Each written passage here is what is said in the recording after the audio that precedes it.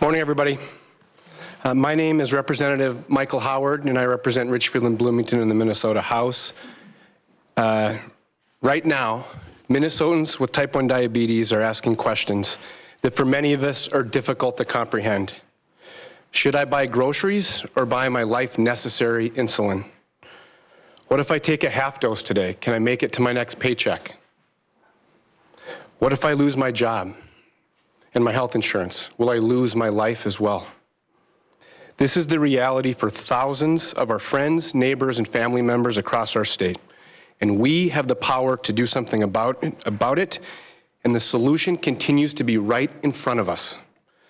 Those of us up here have been working to pass Alec's bill for more than a year, and we have been negotiating with Senate Republicans for what feels like that long. Unfortunately, those discussions have not produced an agreement that would be in the best interest of patients, of Minnesotans. There remains a large divide on the key question: whose side are you on? Minnesotans who can't afford the crushing cost of their insulin, or the drug manufacturers that have profited richly as they've jacked up the prices higher and higher and higher? Republicans want insulin manufacturers to pay less and for Minnesotans with diabetes and taxpayers to pay more. They insist on barriers to affordability and access that make things easier for the drug manufacturers and harder for patients. And they insist on sunsetting this insulin program in less than 3 years. And for the life of me, I cannot understand why we would sunset what will be a lifeline for Minnesotans. Every one of these areas where we face a divide, Republicans are siding with insulin manufacturers instead of Minnesotans. That we simply cannot accept. So today, we stand with Minnesotans, ready to move forward with the Alec Smith Insulin Affordability Act in the 2020 session with the urgency that this crisis demands. Alec's bill is ready for legislative action, and it's ready to be implemented. It ensures Minnesotans have access to insulin that is affordable when they need it. And it's paid for via a shared funding stream, with the state primarily picking up the setup costs and the insulin manufacturers mainly covering the cost of the insulin. We think that is eminently fair. This bill merges ideas from Democrats and Republicans and represents what should be a consensus that puts patients first. It should not be lost on us that had we passed Alec's bill in the 2019 session, it would be the law of the land. Those Minnesotans contemplating those impossible questions, those gut-wrenching questions, would have Alec's law as a safety net when they need it most. That should weigh heavily on all of us, but especially those who seem comfortable with the status quo. We simply cannot lose another Minnesotan on our watch. Everyone up here today is ready to do everything in our power to pass the Alec Smith Insulin Affordability Act and make sure that that doesn't happen. Next, I want to introduce Speaker Melissa Hortman.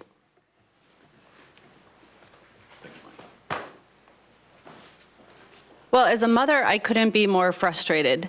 It has been nearly 3 years since we lost Alec Smith, and his mom, Nicole, has dedicated her life since then to making insulin more affordable, so nobody has to go through the tragedy that her family went through.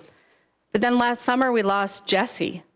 It has been 673 days since House DFLers introduced the Alec Smith Emergency Insulin Act. Representative Erin Murphy introduced it in March of 2018. We have been fighting to get Republicans to allow us to have the pharmaceutical companies participate in a solution and pass something that works for Minnesotans. And time again, they side with the pharmaceutical companies instead of parents who are losing their children. We know because of the price spikes that these pharmaceutical companies are making tons of money on insulin. We also know they can afford to participate in the solution. It is well past time. We will pass the Alec Smith Emergency Insulin Act in the Minnesota House of Representatives again under DFL control for the second time when we convene this year. But what would be great would be to have Republicans come to the table and reach a deal with us so it could pass both the House and the Senate, and we could put it on the governor's desk and he could sign it into law. Next, I'd like to introduce the Lieutenant Governor, Peggy Flanagan.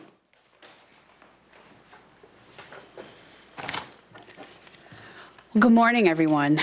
We want to thank you for joining us as we unveil our 2020 insulin proposal. As many of you have heard the news about my dad, we lost him this week.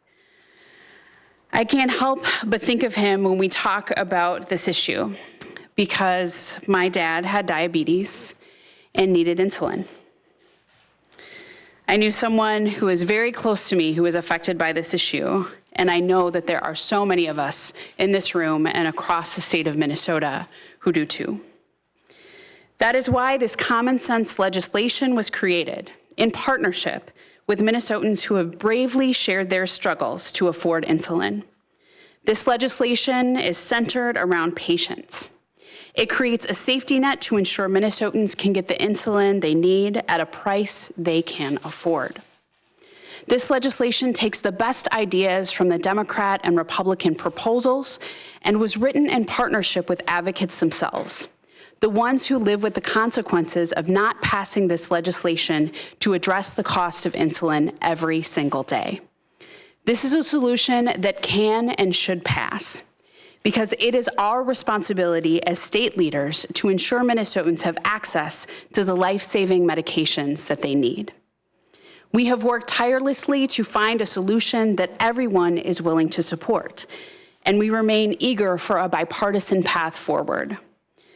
What we are proposing here today is fully operational and includes Republican ideas, and the best part is that we can begin implementing it immediately. But we must act now. Lives are at stake and people literally cannot afford to keep waiting. It's on all of us here at the state capitol to do the right thing. Let this common sense solution move forward and provide much needed relief to Minnesotans struggling to afford their insulin. Thank you.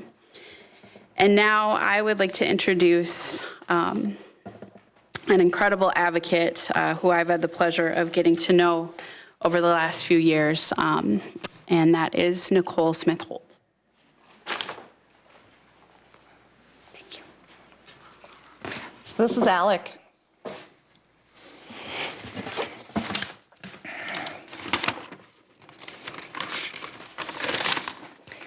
So my name is Nicole Smith-Holt, N-I-C-O-L-E, Smith, S-M-I-T-H-Holt, H-O-L-T.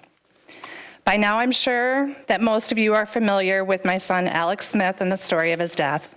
It's been 2.5 years since he died because he could not afford his insulin. And since Alex's death, we have lost 2 more people in Minnesota to the high cost of insulin. I'm positive there are more. They just have not come forward yet. Every single day, more Minnesotans like Alec and Jesse are rationing their insulin and putting their lives at risk because they simply cannot afford the skyrocketing prices. Since the start of the new year alone, I have received more than 25 messages from people with diabetes asking for my help because they can't afford their insulin and they do not want to die. That's why I'm here today, because we cannot continue to sit by and wait. Each and every day that we delay taking action puts another Minnesotan life at risk. How many more have to die before something gets done to reduce the skyrocketing price of insulin? How many more people are going to suffer long-term complications from rationing? How many more families will be forced into bankruptcy? I am asking the Minnesota legislators, what is that magic number? When can we see progress? When will the people of Minnesota have an insulin affordability bill? We thought we were getting somewhere after the many months of positive negotiations to agree on an insulin plan. But then pharma got involved and derailed all of our progress that has been made. We can clearly see that pharma has been involved with the creation of the Senate's written offer. I stand up here today, and I'm telling you all right now that we refuse to allow pharma companies to continue to get away with putting people's lives at risk. We will not sit here quietly and allow pharma to keep killing our loved ones.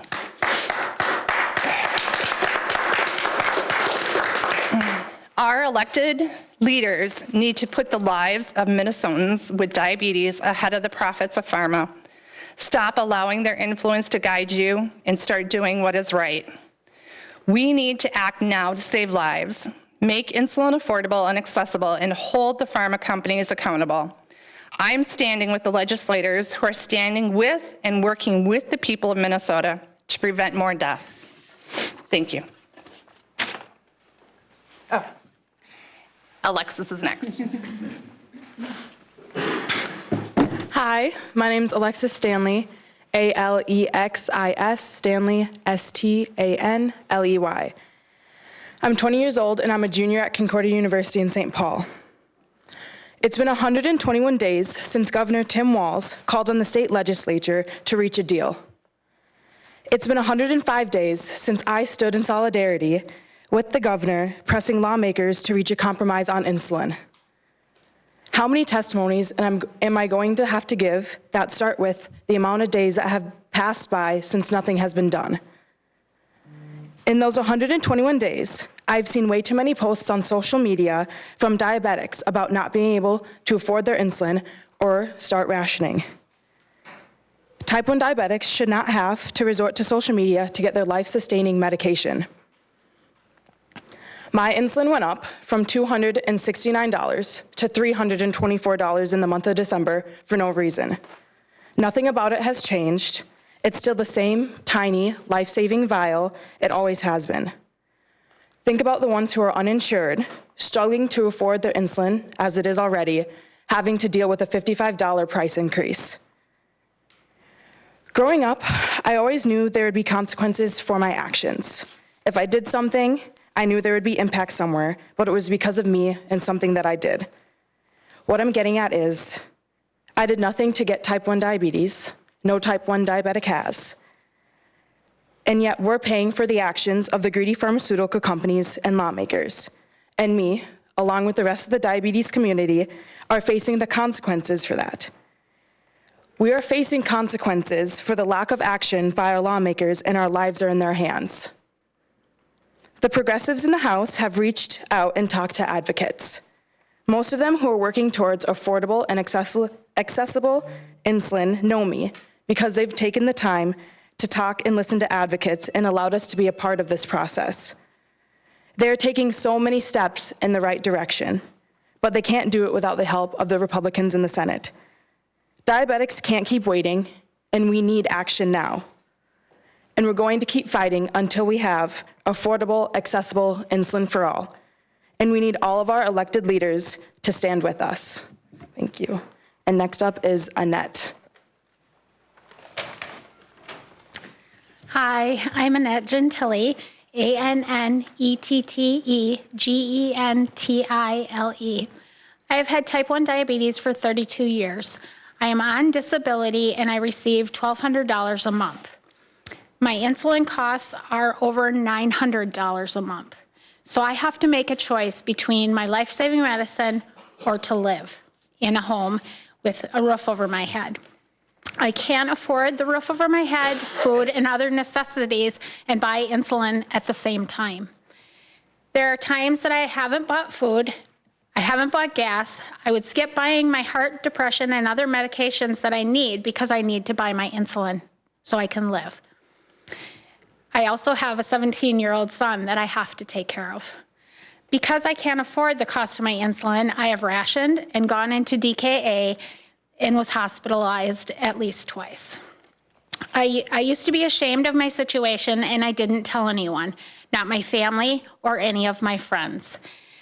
And I know there is others that are in the same situation as I am, embarrassed to tell their friends and family that they can't afford their life-saving insulin. Instead, they ration it and put their lives at risk every day. In fact, more than a quarter of people with type 1 diabetes in the US ration their insulin. But this is not our fault, and it shouldn't be this way. In the last decade, the cost of insulin has tripled. It is not fair that we're putting our lives on the line while Big Pharma is making billions.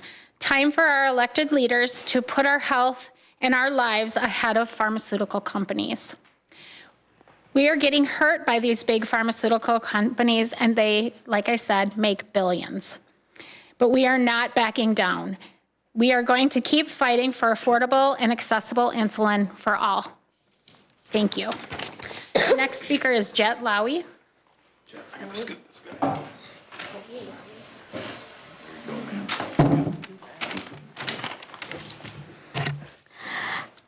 Hi, my name is Jet. I'm 9 years old. I like Legos, Minecraft, Star Wars, Pokemon, and reading.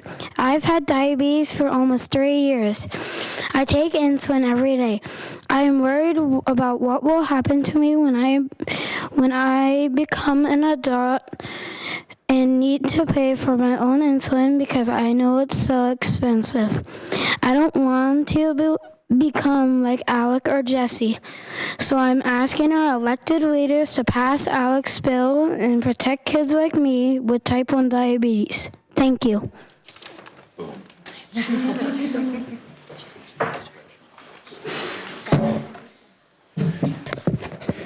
Thank you, Jet. Thanks for taking the time and thanks for your advocacy. Thank you and good morning, everyone, for being here. A special thank you to all of our advocates, for Nicole, for your unwavering voice, the conscience of Minnesota on this issue that you have brought to the forefront, to Alexis, who she's right. Alexis is on a first-name basis with everybody around here because she's found a way to be a full-time student, work, and then come here and advocate and make the case. To Annette, spoke so clearly, do the math. She told you where it's at. It's $900 a month. It doesn't cost any more than it cost in 1983 to manufacture it.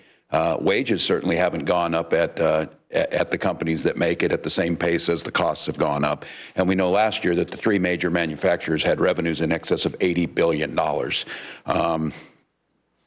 And then, of course, to Jet again for the remarks. I want to point out the legislators who are here, who are doing the job that they're supposed to do.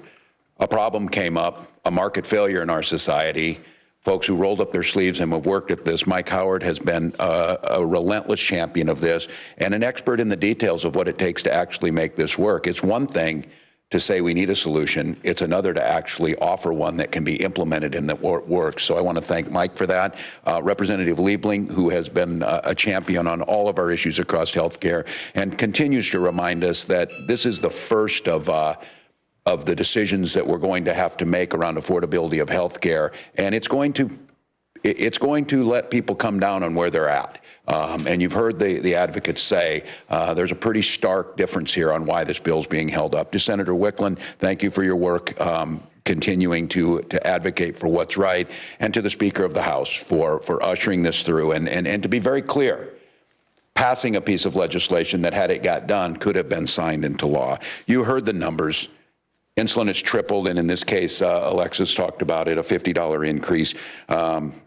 You heard the choices that Annette has to make. It's totally unacceptable. We've been saying this for months. We need action, and we need it now. After weeks of closed-door discussion, it's time to let the sun shine in. That's why I want to congratulate the House on the pre-filing of this compromise legislation. They took the best of Democratic ideas and Republican ideas in a compromise bill that will increase access to affordable insulin, hold Big Pharma accountable, and is ready to be implemented now. It ensures that Minnesotans facing an emergency, those in most danger of rationing due to the high cost, have access to an immediate refill at a pharmacy. It builds upon a bill introduced the last session that included the Republican idea that creates a long-term program to provide eligible Minnesotans access to affordable insulin. It makes the pharmaceutical companies who created this crisis help be part of the solution. Lives are on the line. There's a solution setting in front of us. It's fully operational. We can begin implementing it immediately, and lives will be impacted. There is absolutely no reason for us to wait any longer. I congratulate the introduction of this. I advocate for its speedy passage. And I ask the Senate to pick up a companion, pass this, and let's move forward. And with that, we'll be glad to answer any questions. Governor, is it fair to call the compromise when one party is here? Yes, it's fair to compromise because the legislation that's here that we've been asked time and time again, and what you're going to be able to see is the proposals that were exchanged. You can see where compromises were made, where movement is made. And I think, again, I'm going to ask all of you, ask the questions that need to be asked. The first one I would ask is because I'm hearing this from some legislators, is There's no problem. Why do we need to do this? The market has fixed this and the situation has changed, which is fundamentally absolutely incorrect, and these folks would tell you that. And the second question I want to ask you is, why shouldn't the manufacturers have a role in this? I'm not asking them to pay for it all. We'll assume standing this up, we put the operational piece in place. We talk to all the advocates, and this idea of a compromise, I would ask these advocates how many times they were invited in to craft the Senate compromise bill, how many times they were there to be asked. So, yes, this is a compromise piece of legislation. Just because they don't accept it does not mean that it's not a compromise. It means, and we're seeing it, that the sticking point remains the same as it was in May of holding the pharmaceutical companies accountable. And I would make the case that this is eerily similar to why we wasted an entire year around the opioid epidemic, because we had 28 lobbyists up here advocating that the opioid manufacturers shouldn't be part of that. Well, we know what happened last year when they finally were pulled to the table and be a part of it. That is now being implemented and we're saving lives. So, what's the mechanism here? Is it a licensing fee, or are they paying for the actual insulin dispersed through the program? The bill we're introducing includes a fee on manufacturers, and they would primarily be used to cover the cost of the insulin in the emergency program. For those seeking long-term insulin, manufacturers would provide the supply of that. And what I would say about that, that's structured basically right now to basically parrot what these manufacturers are already offering in terms of their patient assistance programs. I just want to, the Senate, they would, basically what we've heard over and over from the Senate is they want to utilize the status quo and what manufacturers are using. So they would term the contribution from manufacturers, the supply of insulin they're providing in the long-term program. But in their latest offer to us, they actually included a copay for Minnesotans at the doctor's office. Back in the fall, they were talking about free insulin.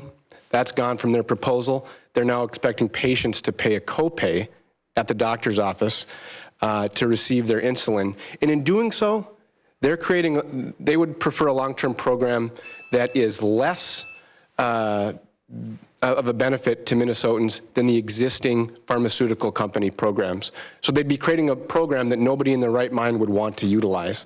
And so that just sort of gets at where we've been at with Republicans. And in some ways, in some areas, they've made some progress towards us, but in others, they moved the goalpost back. And every time they've done that, it's away from a patient-centered approach and more towards something that the pharmaceutical companies would choose. Has there been any shift in whether there's going to be any needs testing or income eligibility in your proposal, or is this say? So on the emergency side, we have crafted a set of eligibility standards that Minnesotans would attest to and be able to receive an emergency supply of insulin. To obtain the long-term coverage, there are some eligibility requirements in terms of filling out an application to see if they qualify for long-term insurance coverage through the exchange or other ways. And the eligibility that we have in our bill includes folks that are basically, we're targeting the population that's most at risk, and that is uninsured Minnesotans who are lower middle income, folks with high deductible health plans that have these gigantic out-of-pocket costs, and folks like Annette on Medicare who also are at risk with enormous out-of-pocket costs.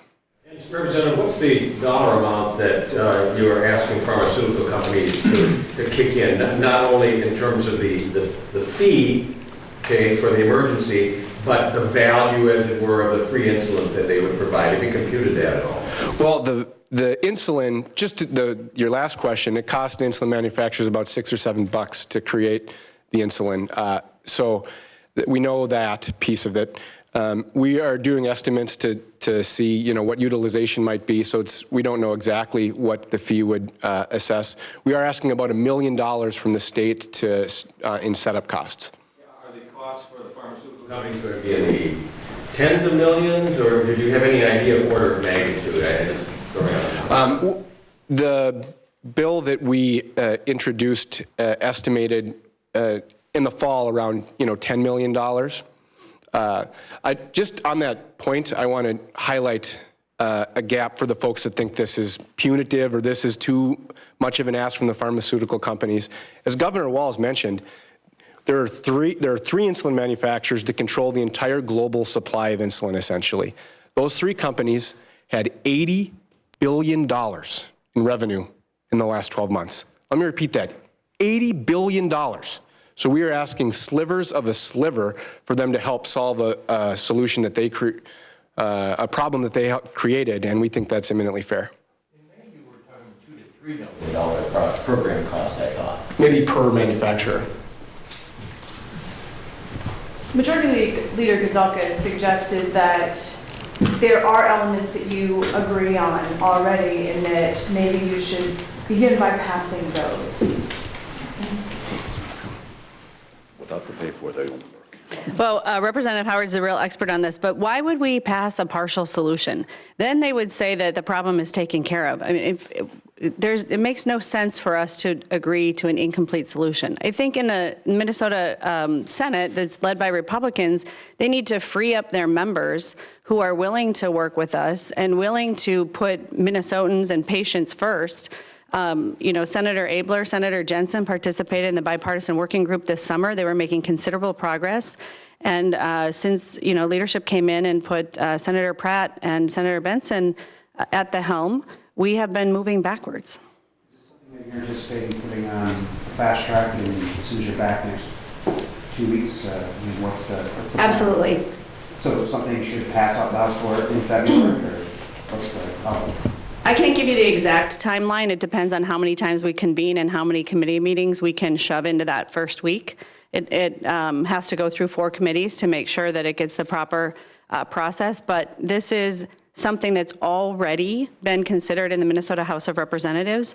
It was very full hearings. I think Representative Howard could tell you how many different committees he went through, but what we're looking at is a new bill. So it's very clear to everybody, rather than putting it on as a delete all to an old bill or sticking it on a conference committee that's already in existence, to provide maximum opportunity to reach a compromise. Because it really doesn't do us any good to have the Democrats in the House continue to pass solutions that work for Minnesotans if the Republicans don't come to the table. The way that we put a bill on the governor's desk is the House passes a bill and the Senate passes a bill. So we are really open. We, I think, have bent over backwards in our flexibility to be willing to reach a compromise with Republicans. But as Representative Howard talked about, they are actually moving backwards from where they were this session. And the thing that's really astonishing is that they're offering less to Minnesotans than what pharmaceutical companies are already providing. They already have a free benefit program. I'm happy to help do the PR for the pharmaceutical companies' free program, but that's obviously not enough because Minnesotans are dying. So we have to do more than that. Governor, you had an altar call with the industry last year. Any thought of summoning again? I think we did that over the telephone. But... Yeah, I did one with, especially with the opioid manufacturers that we talked to and told them that. I think you can anticipate that my next step will be to call them and let them know. And my message to the opioid manufacturers is that the cost they were going to pay to help us was going to be small compared to the damage that they were going to have to make up. And we have a situation right now, I can tell you, Minnesotans do not side with the insulin manufacturers. Minnesotans believe the stories they're being told here. And I would go back to that compromise again, that what we're being asked to do is not all things in a bill can be compromised on. I am not going to compromise on getting insulin to these folks. And I am not going to compromise that the pharmaceutical manufacturers shouldn't be part of the solution. So there are many things in there. We were asked to move on percentage of federal poverty limits on what made eligibility. We had discussions on something I agree with Representative Howard. The idea of a sunset is ridiculous, but those are things that at least you can talk about and whether they get rejected or not. But the idea on this is, I think we all know that last week in May, the reason that just didn't pass was we couldn't agree on how it was going to be paid for. The state has accepted this, and I think it was asked of me is, well, can we split it between the manufacturers and the state? Yes, to a certain degree, that's exactly what we've done. So I'll call them again. We will make the pitch. We will appeal to their better angels, but I can't stress enough just the maddening nature of this. I mean, I'm ashamed when we're standing with these advocates when they tell you these numbers, how long they've been waiting, and I truly believe that we could get there. And I'm just telling you, the manufacturers have to help us. They have to help us. It's the only way to make this work. Governor, you have tried a lot of tools in the toolbox, the bullet pulpit toolbox. What do you do to break this free? And is potential legal action in the mix? Well, I agree, and I express, I think the speaker said it, I can't really hide my frustration with this. I have tried to do what I can do. The legislature writes the legislation. I've tried to put deadlines. I've asked us to negotiate in public. I can tell you this is going to get very, very hot and difficult when these proposals are put into the light of day and you are looking at what is being accepted and rejected, because I think, I gotta be honest with you, what other reason was there to negotiate behind closed doors unless you're really worried about what you're proposing? And so I think the other tool in the toolbox is the most powerful one in our democracy, public opinion. And this is clearly going to go back to public opinion, that you're going to have to come forward and say what is broken with this proposal that we are offering, and tell the public why, you know, the saintly manufacturers of insulin are being taken prey by these advocates and these Democrats. That if that's going to be your argument, I think that leverage is where we have to go now. I've always believed sunlight's not only the best disinfectant, it's the best mechanism for compromise and movement. Now is that time. So the introduction of this bill takes us to a new chapter. It's very clear now. One more question. Could one of the advocates address the idea that the market has solved this and that the situation has changed? Why is that not the case? So we have seen some movement with insurance companies, and we have seen the insulin manufacturing companies step forward and try to create programs that look like they're helping the type 1 diabetics. But basically, they're all PR stunts. Unfortunately, there's no guarantee that next year these insurance companies are going to offer the same insulin copay caps. There's nobody saying next month Eli Lilly is going to have the same coupon available. Without legislation in place that makes these laws, we have no guarantee. And it's really unfortunate that a type 1 diabetic cannot guarantee that they're going to be alive next month. So we need legislation in place. We cannot accept status quo. We cannot accept our legislators saying, oh, but the insurance companies have put a cap on the insulin copay. Not all insurance companies have done that. Very few people have benefited from that program. Too many people's lives are at risk, and we cannot stand by and just allow this to continue. Thank you, everyone. Great job. Well done. Thank you.